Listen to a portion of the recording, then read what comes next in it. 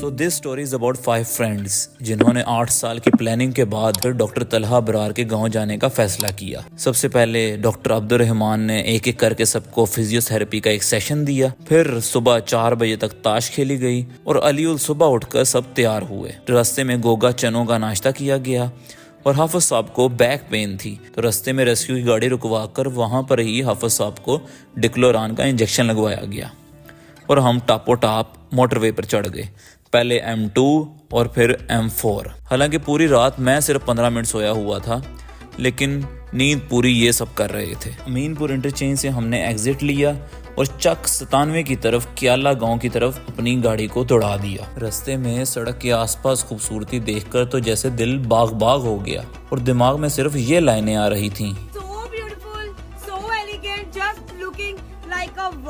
वहाँ पहुंचकर थोड़ी देर घर में आराम किया गया। गांव की एक खूबसूरत तरीन मस्जिद देखी जो अभी ज़ेरे तामीर है और फिर गांव में मटर गश्ती करते हुए हम पेली की वट से होते हुए भट्टे तक पहुंच गए। अब आप पूछेंगे कि ये वट क्या है।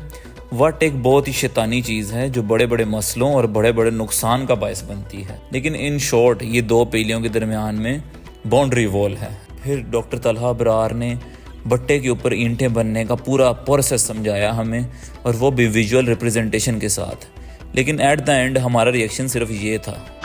फिर ट्रैक्टर के ऊपर थोड़ा शूट करवाया गया, बकरे को थोड़ा प्यार किया गया, थोड़ा गुली डंडा खेला गया और दोबारा से आराम किया गया। इतनी देर में नमाज ज़ोहर का वक्त भी हो गया।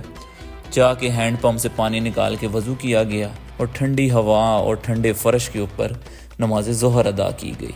वापसी पर डॉक्टर तलहा अबरार ने हमें अपना स्कूल दिखाया जहाँ पर वो गर्मियों की छुट्टियों में आकर पढ़ते थे। मतलब कितने पढ़ने वाले बच्चे हैं। अगर आपको ये नहीं पता कि पाथी क्या होती है तो अभी जाकर गूगल करें।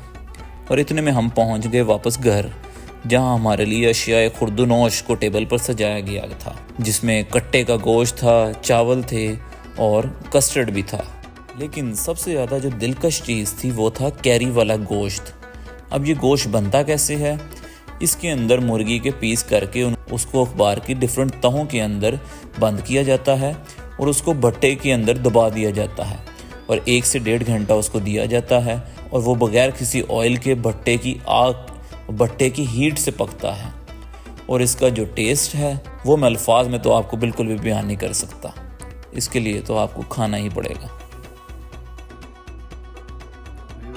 शाम को सनसेट का व्यू लेते हुए हमने फैसला किया कि हम जाएंगे तलहा अबरार के दूसरे गांव जगतपुर, जहां पर चाय, बिस्कुट और निमको के साथ साथ चाचू जी के किस्सों ने महफिल को और भी गरमा दिया। इसके बाद बारी आई हमारे कौमी खेल ताश की। लेकिन यहाँ पर एक ट्विस्ट था। हम खेल तो भाभी ठुला रहे थे, लेकिन इसमें शर्त ये थी कि जो हारेगा वो पानी का एक गिलास पिएगा, और वो भी गाँव की इस सर्दी में। तो इसमें तो आसफन साहब मास्टर निकले और उन्होंने पानी पीने के रिकॉर्ड कायम कर दिए। इसके बाद जगतपुर की मशहूर सौगात चिकन पकौड़ा खाया गया और उसको हजम करने के लिए गांव में थोड़ी वॉक की गई। मुश्किल से रात को 2 से 2.5 घंटे सोए और अलीउल सुबह फिर से तैयार होकर हम मोटरवे के ऊपर अपनी मंजिल की तरफ रवां दवां हो गए। रास्ते में जो सनराइज के सीन के साथ ड्राइव थी, उस ड्राइव को तो शायद मैं ज़िंदगी में कभी ना भूल सकूं।